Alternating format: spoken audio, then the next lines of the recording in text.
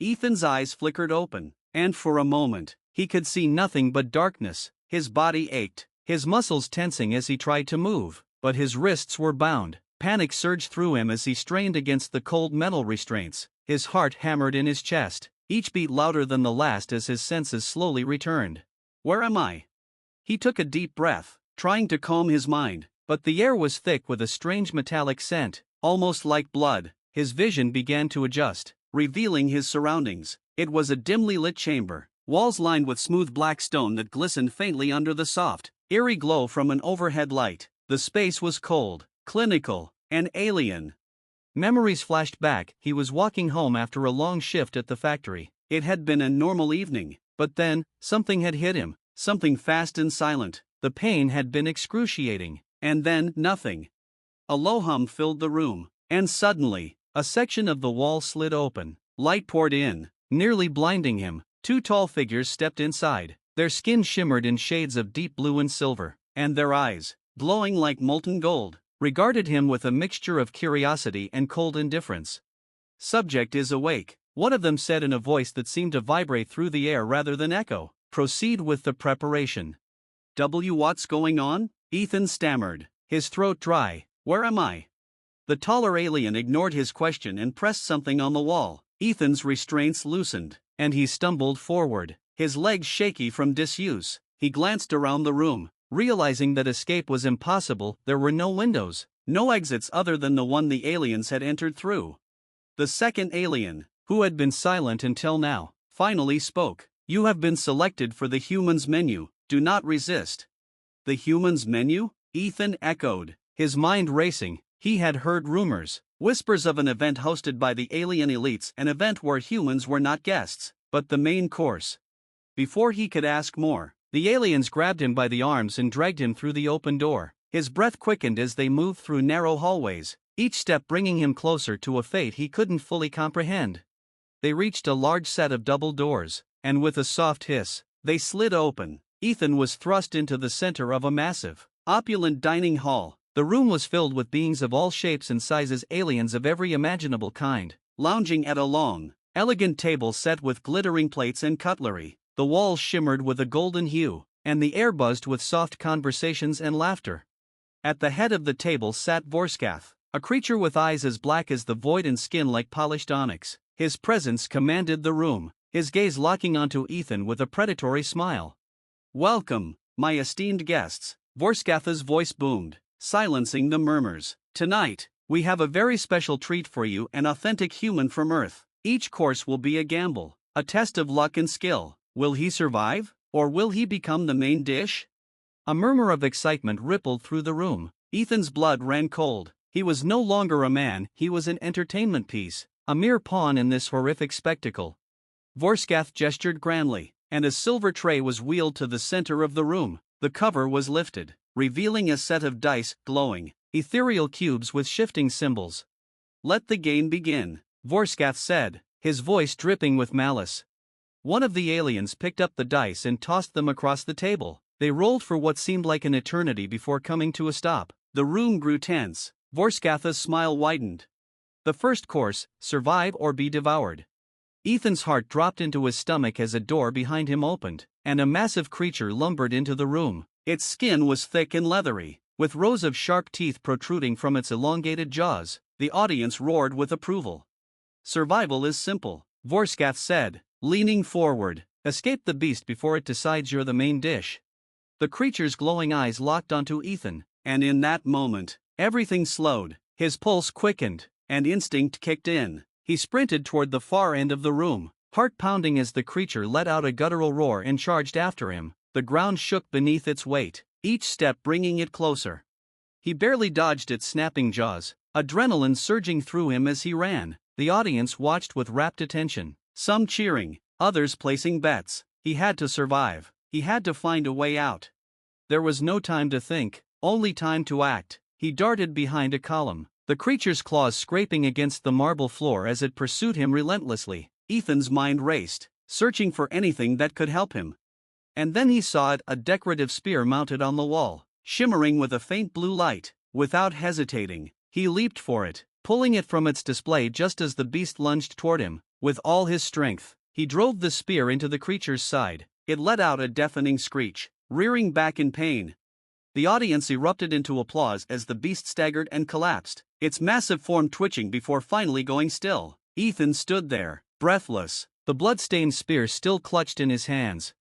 "Well done," Vorskath said, slow clapping from his seat, "but this is only the beginning. Human, the real challenge is yet to come." Ethan's heart sank as more trays were wheeled out, each containing something far worse than the last. Ethan stood still, breath ragged, his hands trembling around the spear. The applause of the alien audience, their twisted enjoyment, sent chills down his spine. He wasn't safe, far from it. The beast's blood pooled at his feet, but it felt more like a countdown than a victory. Vorskath's eyes gleamed, reflecting the morbid pleasure of the crowd. He leaned forward slightly, the smile on his lips unsettling. "The first course is merely an appetizer," he said, "but you've proven entertaining so far. Let's see how long you last." Another tray was wheeled out, this time with a strange, glowing orb on it. It pulsated with a strange energy, and as the cover was lifted, Ethan felt a strange pull toward it, as if something deep inside the orb was calling out to him. The room fell silent, and Vorskath rose from his seat. "For the second course," Vorskath announced, "you will face a challenge of will. This orb contains the collective memories of all the humans who have come before you, those who perished in this very hall. Touch it, and their agony will become yours. Survive their pain, and you may pass to the next round. Fail, and you will join them." Ethan's blood ran cold. He had heard about these alien technologies, relics that could trap souls, preserving the anguish of the dead for others to experience. His heart pounded in his chest as he approached the table. The orb seemed to throb, sending waves of heat through the air.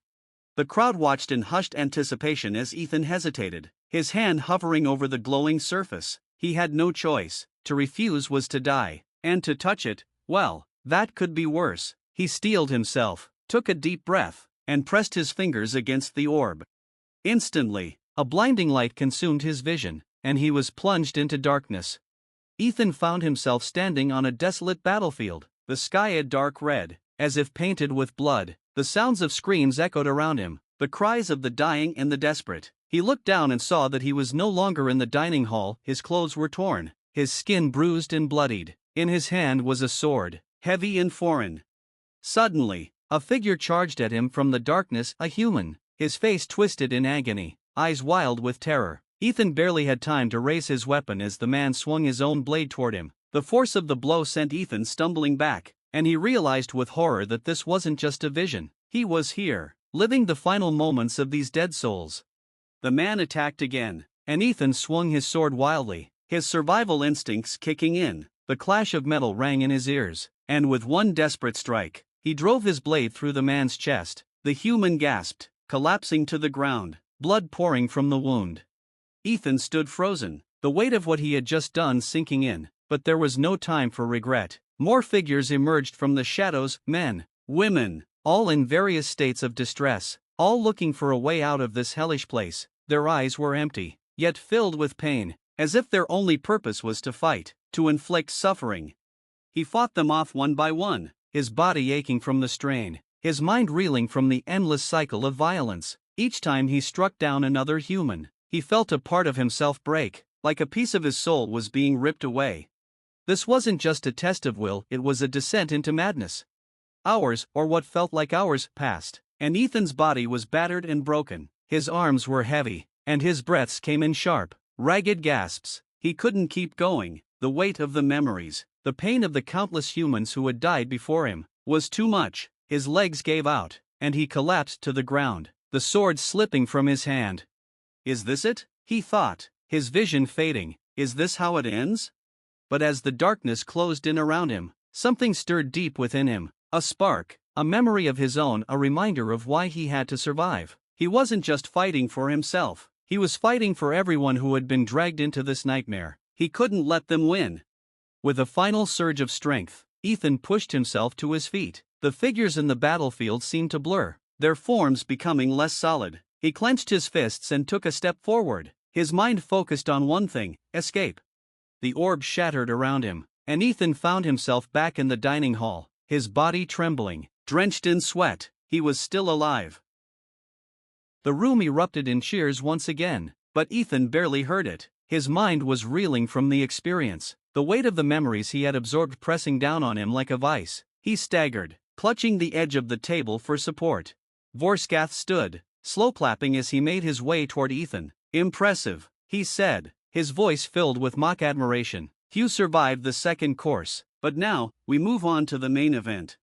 Ethan's heart sank as another door opened. This time, there was no beast, no glowing orb. Instead, a single figure stepped into the room, a human woman, her face pale, her eyes wide with fear. She was dressed in tattered clothes, her hands bound in chains.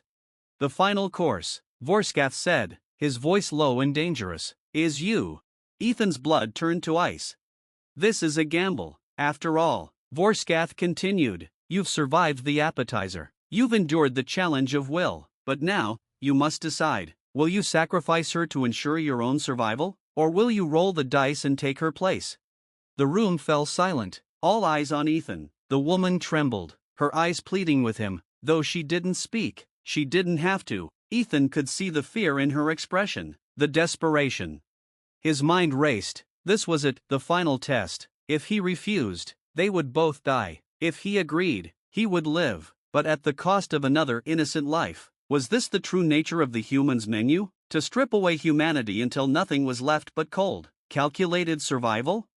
Vorskath smiled, his black eyes glittering with amusement. "The choice is yours, human. Every dish is a gamble, after all." Ethan's hand trembled as he reached for the dice. He could feel the weight of the room pressing down on him, the stares of the alien spectators burning into his skin. He could feel the woman's gaze, pleading, desperate. He closed his eyes, took a deep breath, and rolled the dice. They clattered across the table, spinning wildly before coming to a stop. The entire room seemed to hold its breath as the symbols on the dice slowly shifted into place. Vorskath's smile faltered. Ethan opened his eyes and looked down at the dice. A small, triumphant smile tugged at the corner of his lips. "I'm not playing your game," he said, his voice steady. "Not anymore." Before Vorskath could react, Ethan grabbed the knife from the table and, with a swift movement, cut through the woman's chains. She stumbled forward, her eyes wide with disbelief. "Run," Ethan whispered, pushing her toward the door. The room erupted into chaos. Aliens shouted in anger, Vorskath's voice booming as he barked orders. But Ethan didn't stop. He grabbed the woman's hand and bolted toward the nearest exit, weaving through the chaos of the dining hall. As they fled through the narrow hallways, the sound of pursuit echoing behind them, Ethan knew that this was far from over. But for the first time, he felt a glimmer of hope. He had defied the odds, escaped the twisted game, and for now that was enough. Ethan and the woman raced through the labyrinth of corridors, their footsteps echoing off the cold metal walls. Behind them, the shouts of their alien pursuers grew fainter as they darted into shadowed passages, desperately seeking a way out. The woman stumbled, and Ethan caught her, his own body aching from the trials of the evening. "Keep going," he urged, his breath ragged. "We're almost there." They rounded a corner, and there it was, a large, metallic door, the symbol of an escape route just barely visible in the dim light. Ethan's heart pounded in his chest. Freedom was within reach. He slammed his hand against the door's control panel, and with a slow hiss, it slid open. Cold night air rushed in, a stark contrast to the stifling heat of the dining hall. Beyond the door was a landing pad, and parked on it was an alien shuttle, unattended. Ethan turned to the woman, a mixture of relief and disbelief washing over him. "Come on," he said, tugging her arm. "This is our chance." They hurried to the shuttle, and as they boarded, Ethan couldn't help but glance back at the massive structure looming behind them. It was a strange, twisted beauty, this alien palace of horrors, and as they ascended into the night sky, leaving it far behind, Ethan realized just how close he had come to losing himself in its sick game. But he hadn't.